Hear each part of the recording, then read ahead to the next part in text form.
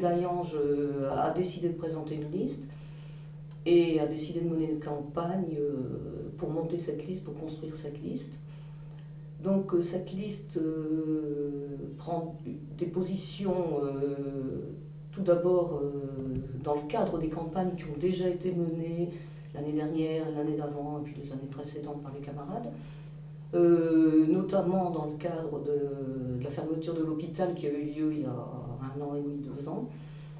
Donc la liste a la position claire et nette de dire réouverture de l'hôpital avec tous ses services, le service d'urgence, le service de chirurgie et le laboratoire, et pas d'un hôpital à moitié fermé qui ne fonctionne pas et qui envoie tous les gens sur les urgences de la ville d'à côté pour lesquelles il y a 8 heures d'attente.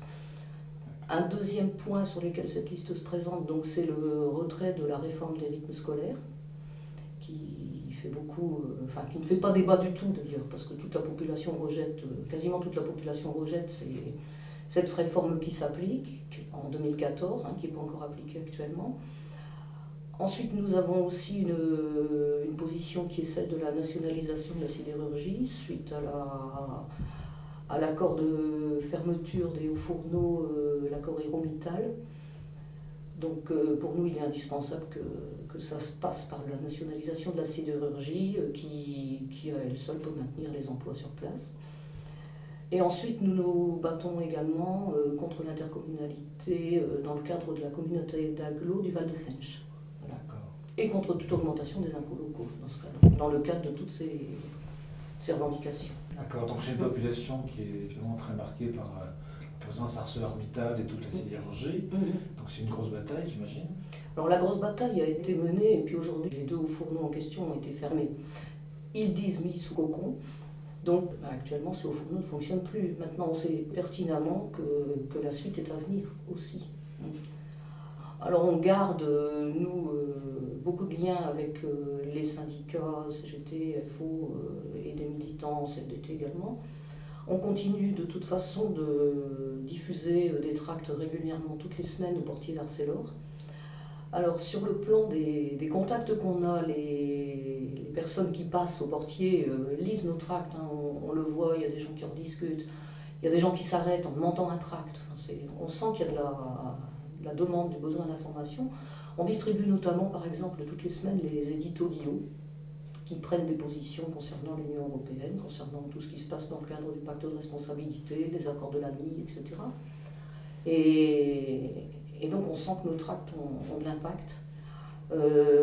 C'est vrai que sur le plan syndical, il y a toutes les positions possibles qui vont d'un soutien au gouvernement pur et simple à de l'opposition. Les obstacles sont là. Alors, éclaire-moi un petit peu sur la position du gouvernement, parce que je crois qu'ils ne sont pas soutenus en définitive.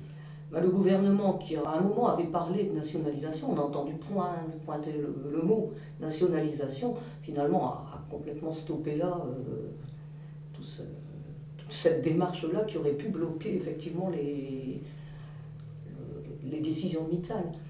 Et donc le gouvernement a signé un accord avec Mittal, c'était le fameux accord Héromittal qui a mis les hauts fourneaux sous cocon. Et qu'en pense la population? Les gens sont écœurés. Traître, c'est ce qu'on entend. Traître, trahison. Voilà. Par exemple, traître, Édouard Martin qui se présente aux européennes. Ça, c'est vraiment le symbole même de la trahison. Il reste fidèle à tout ce qu'il a signé. Bon, Édouard Martin de la CFDT. Alors, c'est une liste purement POI sur le démarrage de la liste. Il y avait 8 camarades qui avaient signé un premier appel en disant « rejoignez-nous sur toutes les positions que j'ai déclinées tout à l'heure ». Maintenant, on va à la rencontre de la population, on fait des diffusions, du porte-à-porte. On a aussi été beaucoup prendre de rencontres et de rendez-vous avec des contacts qu'on avait, des gens qui étaient signataires de nos pétitions, qui revenaient souvent discuter avec nous sur le marché. Et il y a beaucoup de gens qui nous ont rejoints dans ce cadre-là. Nous, on dit que c'est vraiment une liste ouvrière. Le gros point central, c'est que, à travers nos revendications, nous remettons complètement en cause toute la soumission aux traités européens qui font fermer les hôpitaux, qui mettent en place la destruction de l'école, qui mettent en place les rapports de compétitivité, qui installent le pacte Lorraine, le pacte Bretagne, qui installent tout ça de fait qui installe l'acte 3 de la décentralisation. C'est une liste qui rejoint vraiment toutes les préoccupations de la population.